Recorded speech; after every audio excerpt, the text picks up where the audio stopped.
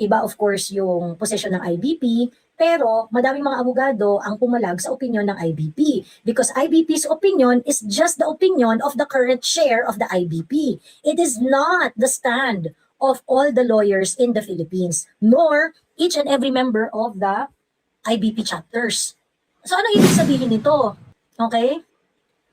Anong ibig sabihin nito? Ang ibig sabihin nito ay dahil hindi iginalang ng minority yung majority membership, pinagmumura pa nga ni Tulfo, si Robin Padilla, si Alan Peter Cayetano, papa-aresto daw, papahuli daw.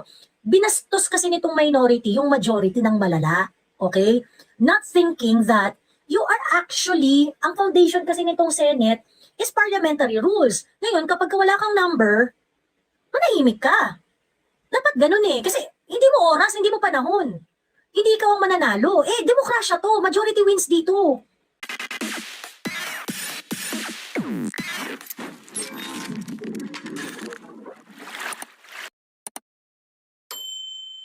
Oo, sa lahat ng mga galit na galit sa mga Duterte-aligned personalities, go! Ayan. Ba't walang comment si Risa doon sa pagbasa na Sandigan Bayan sa mga Marcoses? Yun nga, baka nakakuha na kasi ng share niya. Diba?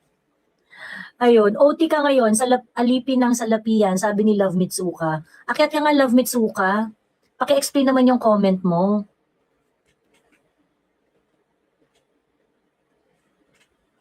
Si Sen JV daw po, lilipat na kila Cayetano. Tingnan natin. Sana po makalaban nyo si Gabe para tumigil na yung kakakuda. Hindi po siya papatol dahil siya po ay takot. Alam nyo, huwag nyo nang pinapapatulan si Gabe, Gabe Pineda. Si Gabe Pineda, ang role niya talaga is busitin yung mga Duterte supporters. If you're not going to pay attention to Gabe Pineda, huwag niyo siyang bigyan ng clout, huwag niyo siyang pansinin, huwag niyo siyang anuhin. He's nothing. Kaya siya nagiging relevant eh. Tsaka, kaya siya parang, kahit yung mga pink ayaw kay Gabe Pineda. Sinasabi ko sa inyo.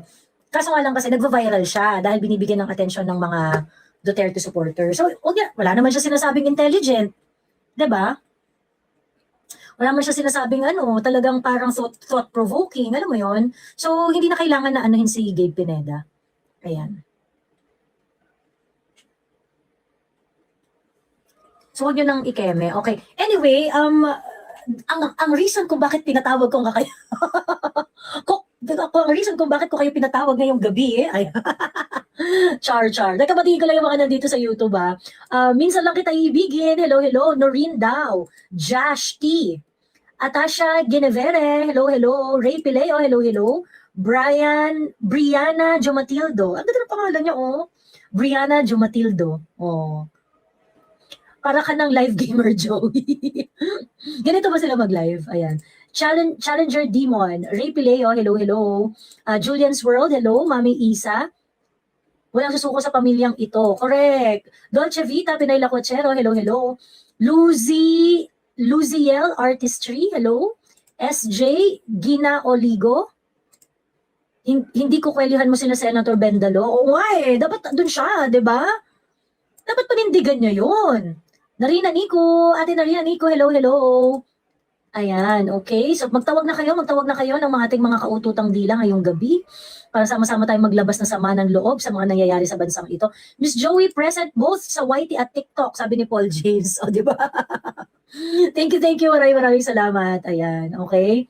Yun. Marami dito sa TikTok 388 sila. Feeling ko kalahati dyan trolls mga haters. Pero, yung mga haters na nandito sa TikTok, if you want to share your piece, okay lang. Gusto nyo magtanong sa point of view ko, sa point of view namin, go ahead, akyat po kayo, mag-usap tayo. Walang problema.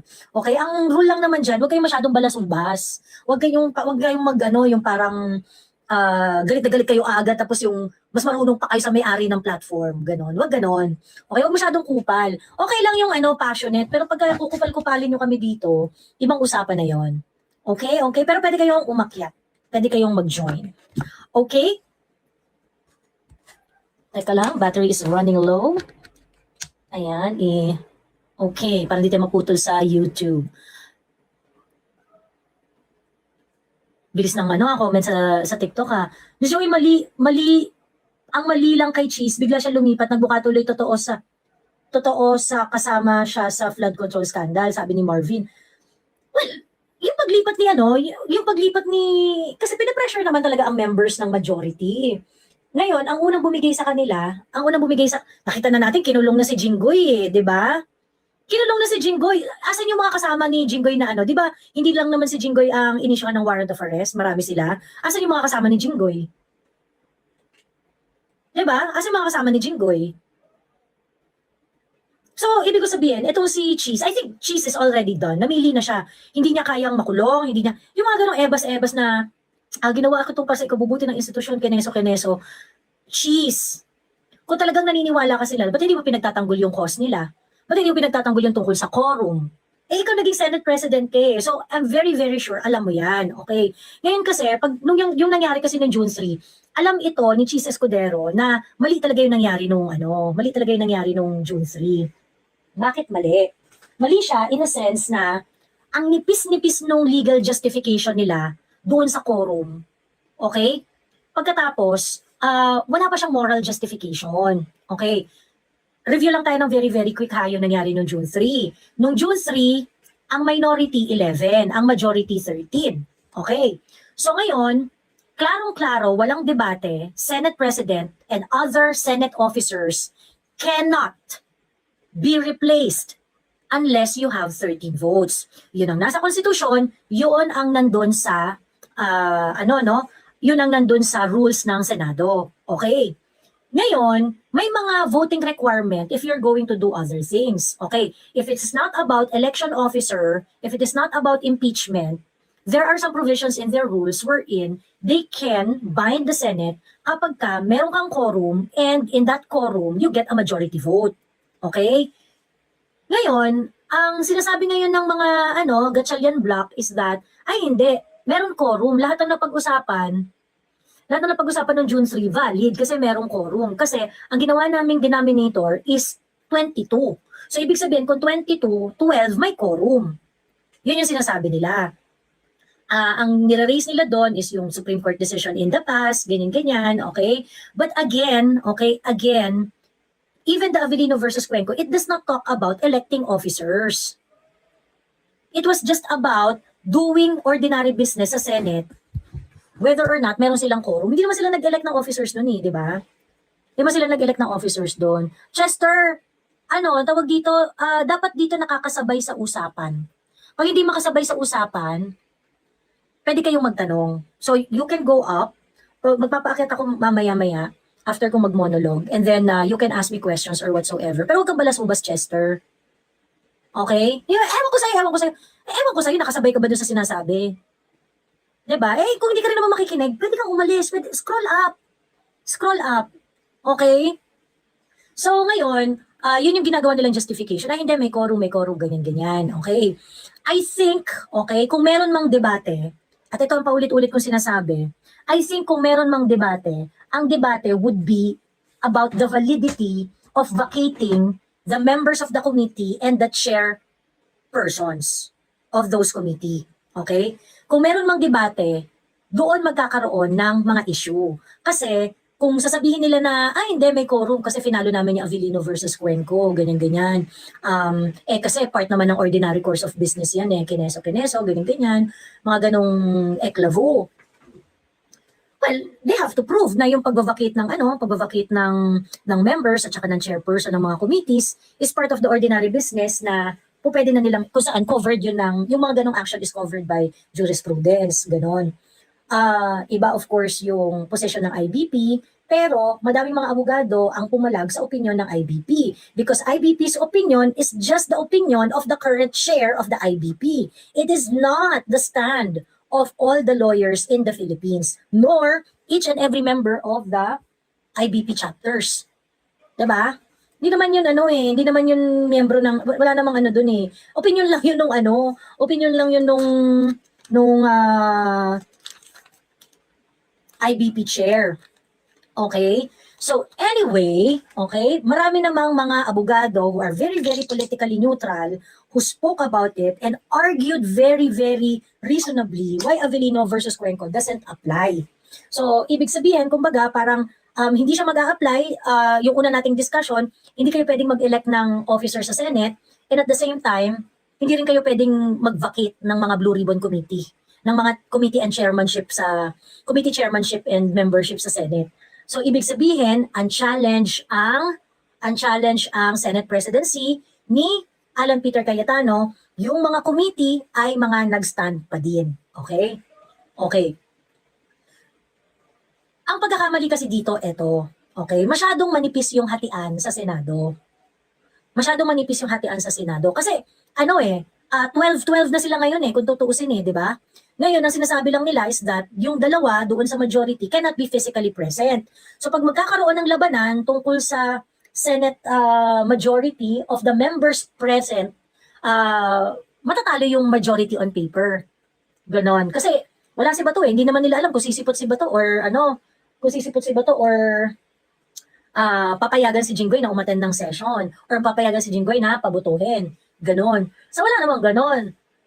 So ano ibig sabihin nito? Okay? Anong ibig sabihin nito? Ang ibig sabihin nito ay dahil hindi iginalang ng minority yung majority membership, pinagmumura pa nga ni Tulfo, si Robin Padilla, si Alan Peter Cayetano, papa-aresto daw, papahuli daw. Binastos kasi nitong minority yung majority ng malala. Okay? Not thinking that you are actually, ang foundation kasi nitong Senate is parliamentary rules. Ngayon, kapag wala kang number, manahimik ka. Dapat ganun kasi hindi mo oras, hindi mo panahon. Hindi ikaw ang mananalo. Demokrasya to. Majority wins dito. Diba? Majority wins dito. Bagsak na ang Senado dahil kay Cayetano, sabi ni Jerry Soyang. Paano niyo naman nasabi na bagsak ang Senado dahil kay Alan Peter Cayetano? Paano niyo nasabi? Ano yung empirical basis niyan?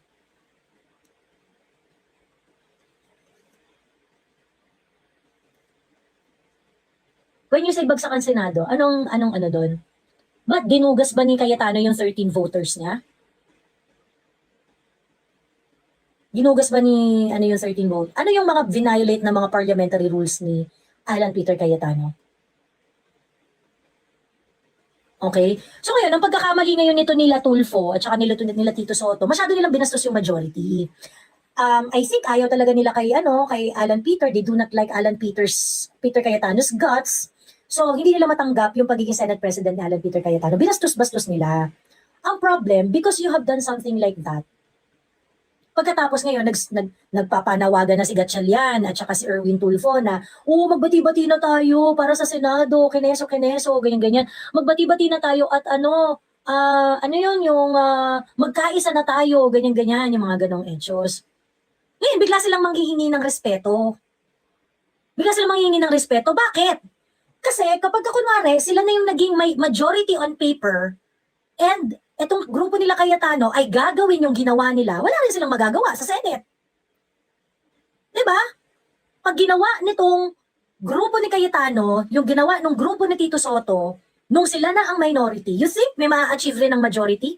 Ang magiging bagong majority? Yung grupo nila Gatchalian? Nila Tito Soto? Paano binastos ng minority ang majority? Sabi ni Kisha, they did not recognize the majority as majority, Kisha. Una, nag-walk out sila. Winock-outan nila yung majority. Pangalawa, yung kanilang hindi pagiging independent. Ayun. Nakita niyo po ba interview nila kay Bato sa KMGS? Anong problema doon? Magpapaakyat na ako ha. Isa-isa yung mga tanong. Yung mga tanong ninyo. Okay? Nakikita niyo ba yung interview? Anong problema doon sa interview ni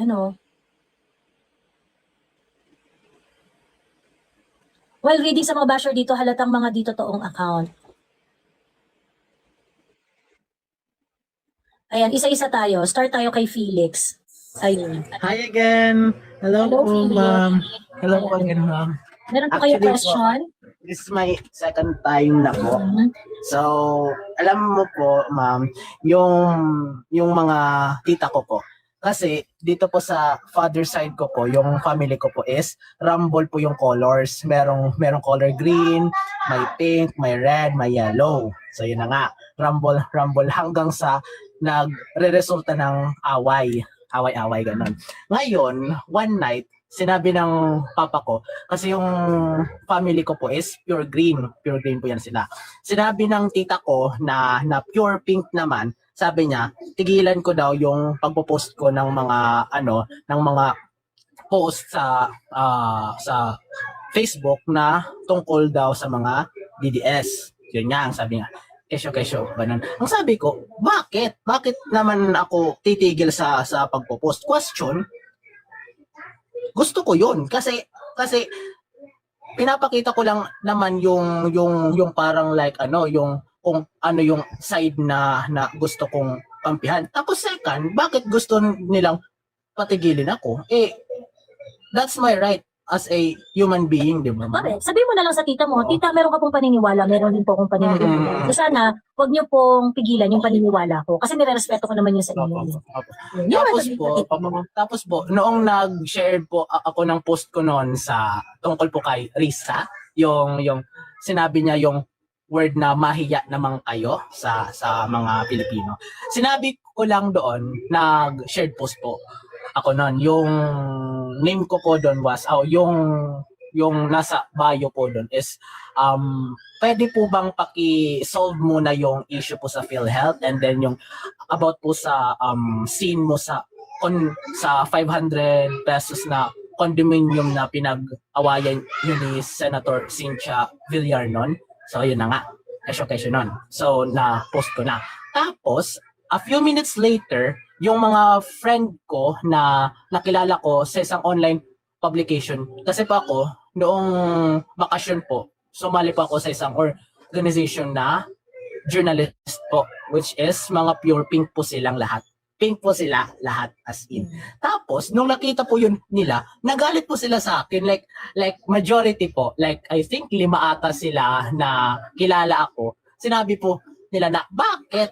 Why are you like, defending the Dutertes? Why are you with the Dutertes?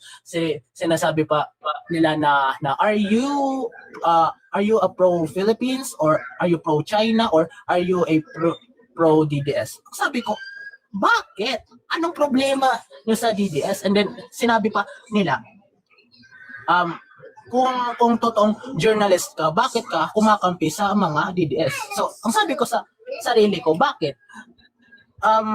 Makukonsider lang ba na journalist yung isang tao kung yung kinakampihan mo is pure pink lang? Sinabi ko yun sa kanila. Sabi nila, wala. Pati po yung mga post ko na sineshare post kay Eda, yun po yung Yun po muna, yung mga hindi pa tayo magsalita, pwedeng pa-mute muna. So, ayun lang po. Hanggang ngayon, nagpaparinig pa rin po sila sa akin until now. Wala na tayong magagawa dyan, Felix. Pero what you can do is, if you continue voicing out whatever it is that you want to talk about, Yes. ngayon, kung titigilan ka nila, edi anuhan mo sila, sabihan mo sila na, opinion ko po o tayo kung ano yung opinion ninyo, pwede nyo namang opinion ninyo, hindi ko kayo titigilan, pero sana wag nyo rin akong pinagdan. Opo, pero naman. Gano'n na lang. Alisin mo na pala, hindi ko naman kaya niya, hindi ko pala ito, madam. Yung pinapanood ko. Ayan. Si It's Me Allen yata. Ayan.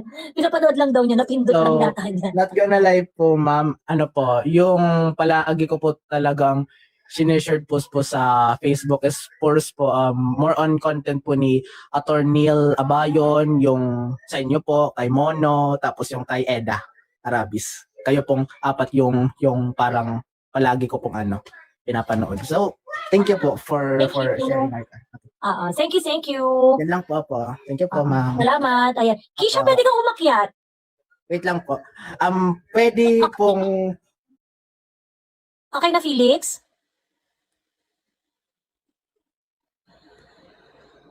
Ayan, si Kisha. Kisha, pwede kang umakyat. Bakit? Sabi niya, bakit ba kayong mga DDS botong-boto pa rin kayo kay Bato at Jinggoy? Kasi you're not providing any better option, Kisha. Siya tunay, madam. Wala kayong binibigay na option na better. Ayun. Okay? Anyway, hello, Iceberg. Ma'am Joey, I am your number one fan. Thank you for this opportunity. Very, very quick lang. I just want to share this, my thoughts about this, maybe 1 minute. I think when, when Senator Escudero was ousted, not really, like outmaneuvered by, yung Soto block, along with, yung Soto block na yan, earlier this year, yung Duterte block and Cayetano and It was Escudero Jesus actually, Silero who was outmaneuvered. Ano? yeah, Migs, yeah, Migs, yung Migs. earlier this year. Oo. Sorry. Apo, Was nung it time Alan? Si Alan ba yung nun, kalaban ni Tito Soto nun? Senate President? no, si Cheese Escudero, tas pinababa siya, di ba? Okay. Pinalitan siya ni Tito Soto. Soto. Oh, okay. Yes po. So nung pinalitan po ni Tito Soto, si Cheese Escudero, nirespeto, masakit yun ha para sa Duterte block. 'Di ba? Masakit yung para kina Cheese kasi marami silang mga plano din somehow. Pero one of the great things that this group of senators did is that nirespeto nila. I think the very problem here, itong commotion na to, itong problema na to sa Senado is respect. And I've realized na gaano ka-importante, kung gaano kahirap maging senador. And I think ang nakakalimutan ng mga senador is when you actually devoted yourself and you decided to be a senator and you were voted by millions of people.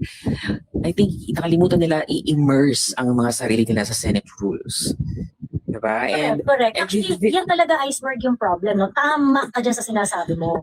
Kaya nga sabi ko, kaya nga ang pinapoint out ko, ina-emphasize ko, no? Ang pagkakamali talaga dito ng minority. Kasi si Kisha sabi niya, ba't yung sinisisi ang minority, sinisisi ang minority? Kasi naging hostile kayo eh. Naging hostile yung minority.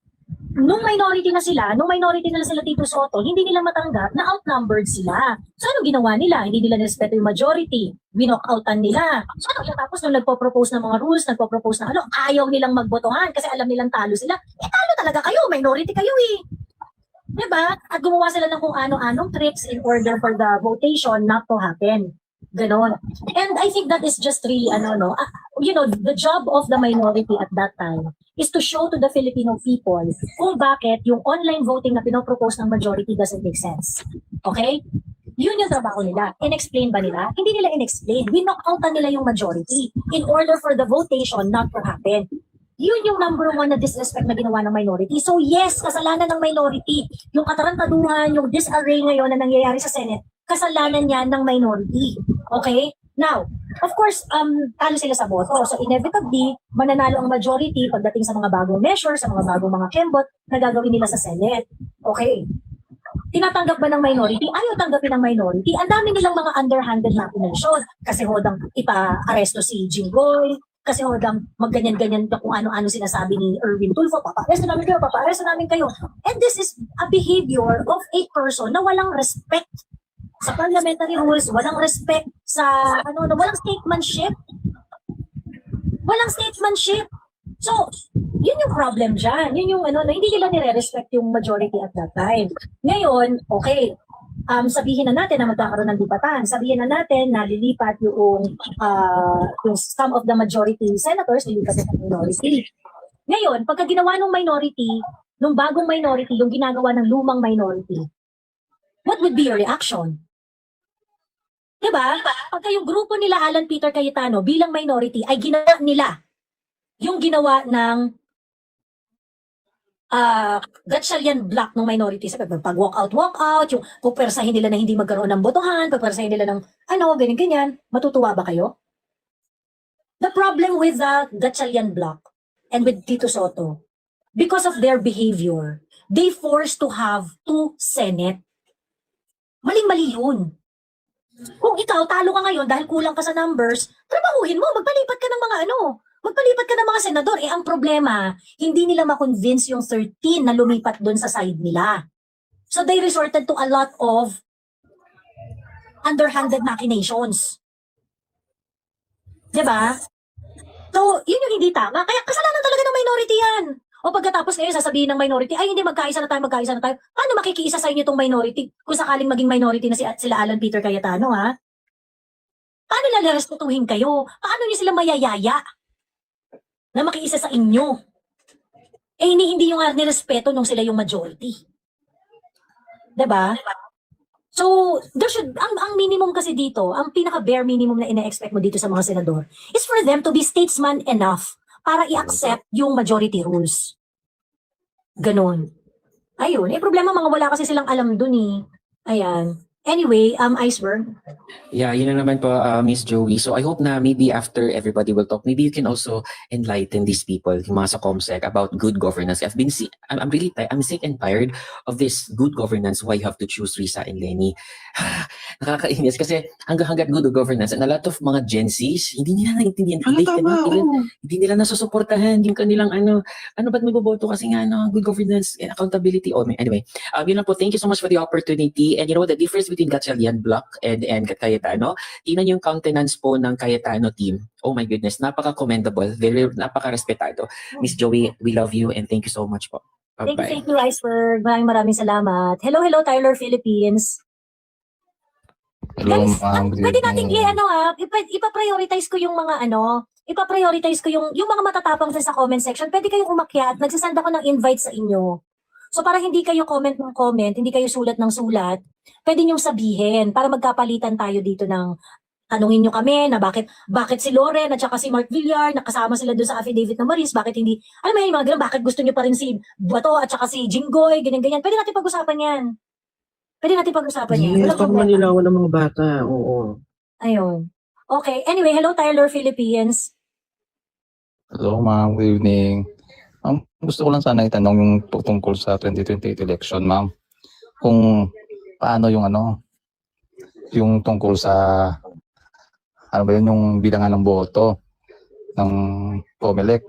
Kung kumusta na yung case ni Attorney Respicio sa yung dating, may dayaan daw dati na tungkol sa paano ngayon masisecure yung boto natin sa 2028 kung matuloy. Kasi parang nakikita ko parang baka dayain na naman yung botohan. Magkakaroon talaga ng dayaan. Meron talagang dayaan yan sa 2028. For sure yan, hindi mawawala ang dayaan. Yun yung naisip ko, ano yung pwedeng natin gawin na para hindi mangyari yun. Well, first and foremost, you make sure na meron kang mga watcher who would be able to document any dayaan that's gonna happen. Ganon. Yun lang po, ma'am. Thank you po. Sa ngayon, ganun yung kailangan. Pero kung sasabihin nyo kasi paano natin masisigurado na hindi magkakaroon ng dayaan, hindi natin sigurado may dayaan talaga mangyayari sa 2028. Pero yung case ni attorney po, ma'am, meron na ba yung Hindi ko alam. Hindi ako updated. Okay. Kay Attorney Respicio, hindi ko alam. Opo. Eh, dineclare na si Attorney Respicio di ba? Siya ang vice mayor na eh. Hindi yung tungkol sa nationwide na may mga BCM daw na may mga dayaan nangyari. Hindi ako familiar dun sa iba pa nilang final. Pero oo nga, alam ko nakiisa siya dun kila Attorney Glenn Chong yata nun before eh. Yung mga mga election issues na yung mga malfunctioning na mga kineso, ganyan. Oo, kasi totoo, ma'am, so dito sa amin. Kasi mahilig ako magtingin-tingin ng mga election returns. Sa online dati, sa COMELEC, makikita pa yung boto per precinct. Na makikita mo kung ilan yung boto per precinct. Ngayon, inalis na nila. Wala na sa 2022 dati, meron pa. Ngayon, inalis na nila kasi makikita mo naman kung sino yung mga apelido sa presinta yan eh. Kung sino yung boto. Nagulat ako, yung sa amin, yung sa family namin, yung boto, sobrang daming na boto kay Bongbong Revilla. Pero dito walang bumoto kay Bongbong Revilla. Nagulat kami, may boto siya na umabot ng 200, isang presintang yun. Kaya nung 2025, nakita ko, wala na, hindi na nila nilalagay sa COMELEC, site. Kaya nga nagtataka ako, baka sa 2028, baka meron na namang dayaan na mangyayari ng ganun. Meron talaga, Tyler. Kaya gagawin na, kung gusto nating ma-prevent yan, mag-ipon tayo ng ebidensya. Yun. Opo. Ayun. Okay, ma'am, thank you po. Dapat talaga, thank you, Tyler. Kaya nga dapat maraming mga yung mga IT na volunteer na sama-sama para bantayan yung mga questionable na trends, ganyan. Tapos meron pa ako nakita sa online, ma'am, na dapat yung COMELEC gagamit ng parang sa technology ng AI. Pero na-dismiss nila, hindi nila sa 26 billion yata yun. Ayaw nila gamitin. Blockchain. Parang blockchain yata. Hindi na tinuloy. Baka mas... Pero hindi ko na alam kung magdadaya ba sila o talagang okay yung ano. Sige ma'am, thank you po. Okay. Thank you, Tyler. Salamat. Ayan. Hello. It's me, Allen.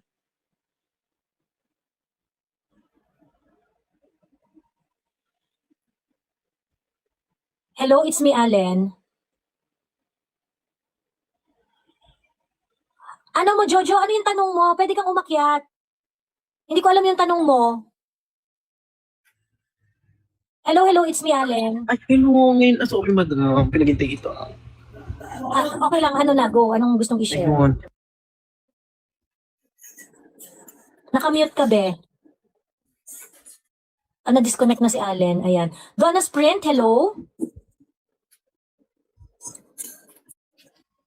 Hello. Maring gabi eh. Ayan. Hello, Donna Sprint.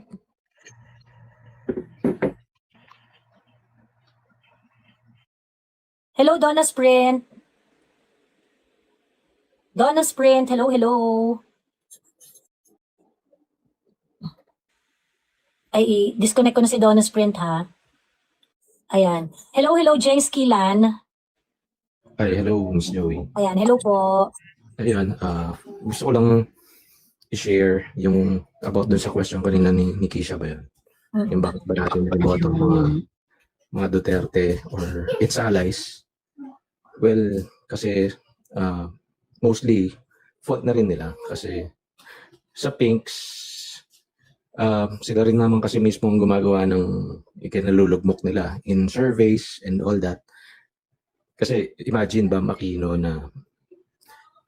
na ayaw sa Marcos, now in bed with them, di ba? Ang masasuggest ko sa mga Pinks kung gusto nilang ma-turn yung tide or ma-sway at least yung mga undecided, tumayo sila sa prinsipyo. Ngayon wala na silang prinsipyo kasi kinain talaga nila lahat. Kumbaga, ang lumalabas kasi ginagawa nila lahat para walang Duterte maupo, which is hindi dapat ganoon, dapat pro-Pilipino. Although I'm a Duterte supporter right now, hindi rin naman ako ibig sabihin, hindi yun yung pinaka point ko kaya sila yung pinipili ko. Sila kasi yung mas aligned sa pinaglalaban ng mga Pilipino ngayon. So, parang ang good example sa kanila na masasabi ko, although I don't agree with him with most or with some of his stance, si Erice, siya lang yung nakikita kong parang principled member ng faction nila na sinasabi niya hindi siya makikialign sa Marcos. Saka kina-call out niya talaga pag may mali, which is dapat ganun talaga eh. Correct. Actually, Jeng, disappointed ako dun sa mga tao na nagsasabi na hindi, dapat iba, hindi na tayo dapat DDS, hindi na tayo dapat ganito, it's kineso, ganyan. No! Hindi mo mapipigilan ng mga tao kung meron silang political preferences, kung gusto nila maging pink, yellow, ganyan. Because you are going to affiliate yourselves dun sa mga politika na malapit sa puso mo. Okay? Ang point dito is that even if you affiliate with this kind of politics na, mas nakaka-relate ako sa mga politika ng mga DDS, mas nakaka-relate ako sa politika ng mga kakamping, kineso, ganyan. There should be a huge room for you that regardless of the color, we should come together and talk about the issue ng walang kulay. Ano yun? Like for example, when we talk about corruption, let's talk about corruption.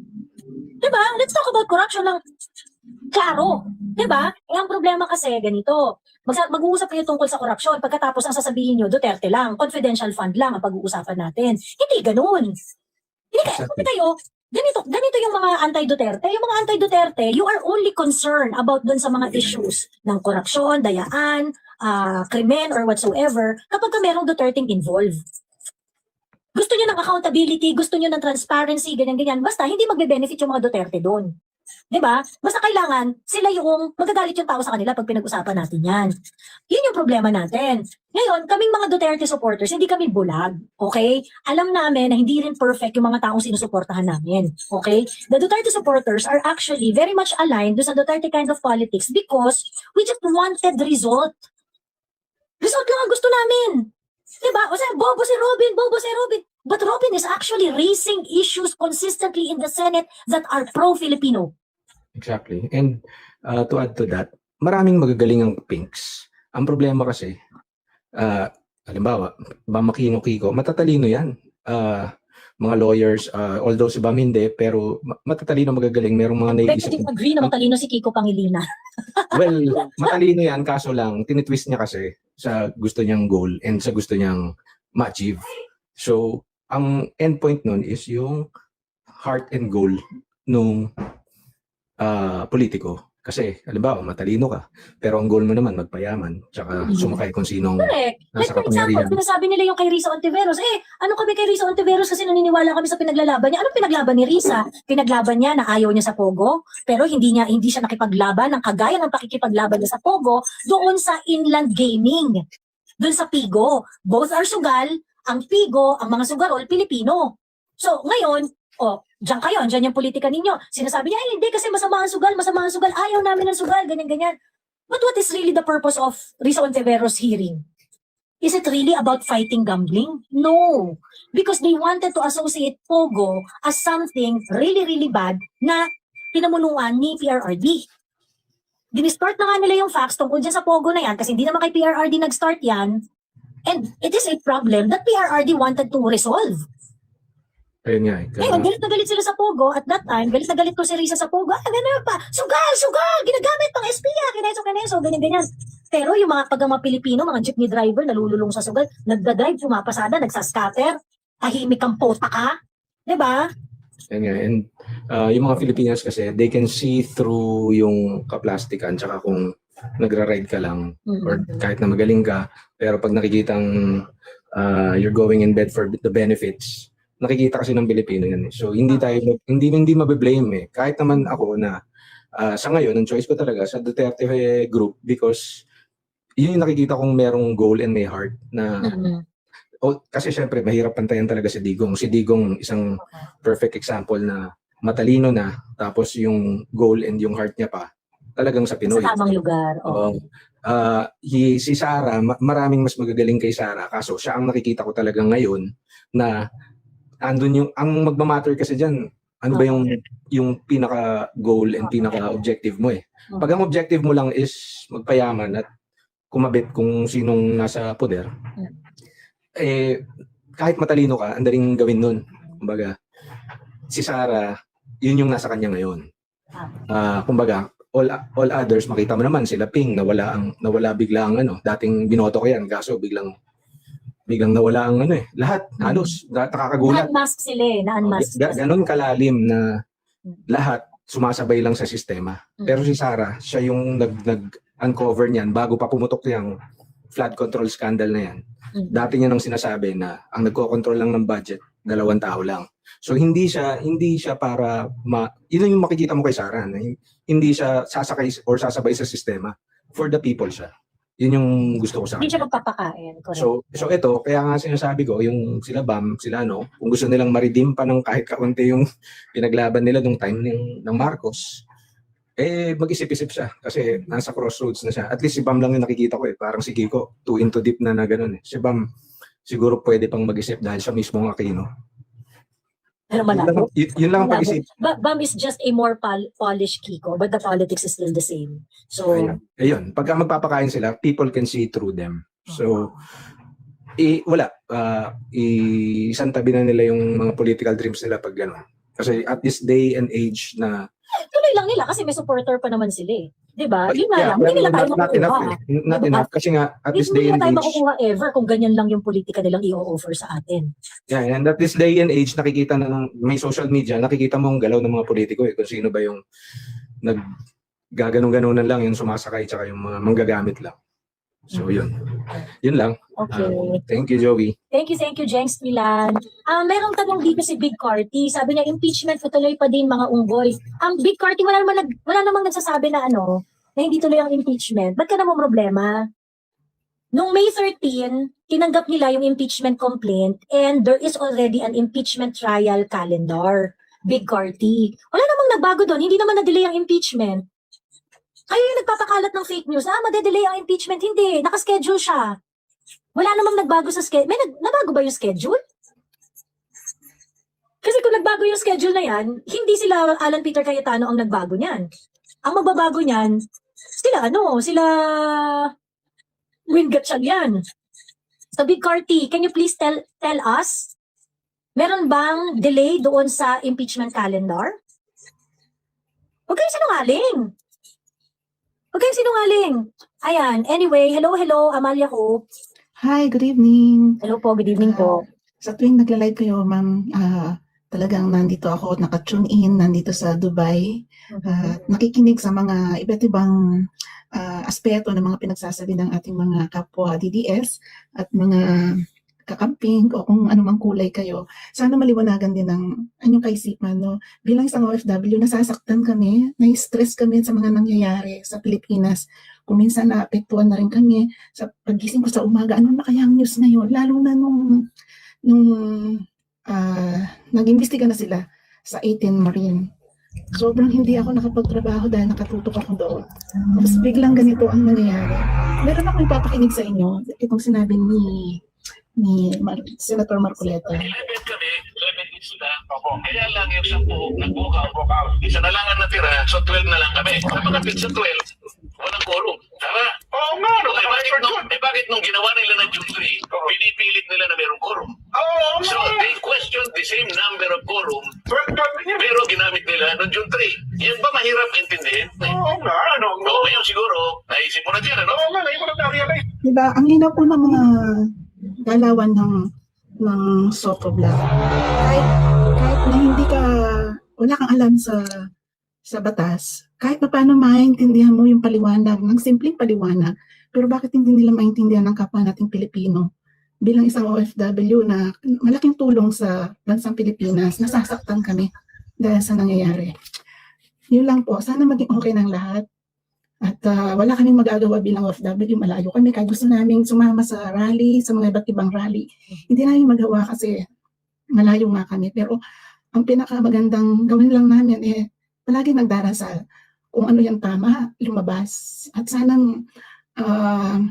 magising na si Marcos. Kasi ako talaga binoto ko siya dahil kay Sara. Kung nakinig lang sana si Sara sa tatay niya, siguro wala si Marcos. Pero wala eto na tayo Kaya sinisisi din ako ng mga kamag-anak ko na dapat si Lenny na lang ang binoto mo. Hanggang sa nag-away-away na kami mga kamag-anak namin. It will not change anything. Marcos right now is doing whatever it is that Mas malala pa siya sa tatay niya. to do. So, pag sana si Lenny lang binoto mo, we do not know. Kasi kung si Lenny yan, baka mamaya, hindi na tayo umabot ng 2023. Pagkapanalo pa rin yung 2022, binenta niya ang Pilipinas sa Amerika.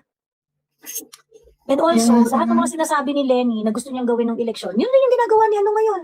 Yun yung ginagawa ni Bongbong ngayon, yung sangkaterbang ayuda, sangkaterbang mga it's the same. So, we're going to be in the same situation or maybe worse kung si Lenny magiging presidente. So, tigil na dun sa, dapat si Lenny binoto niyo yung, Diyos ko po. This is unang-una, Bongbong was voted because of the things that he said during the election. And of course, syempre, dahil may tiwala sa kanya si Inday Sara.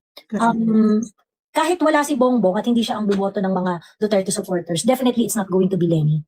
Yeah. Hindi siyang pipiliin. So, tigil-tigil lang sa mga ilusyon ng iba na nagsasabi na, tapos si Lenny lang binoto mo, ganyan-ganyan. Lenny ngayon, HUC dahil may KFC na? Anong klaseng yan?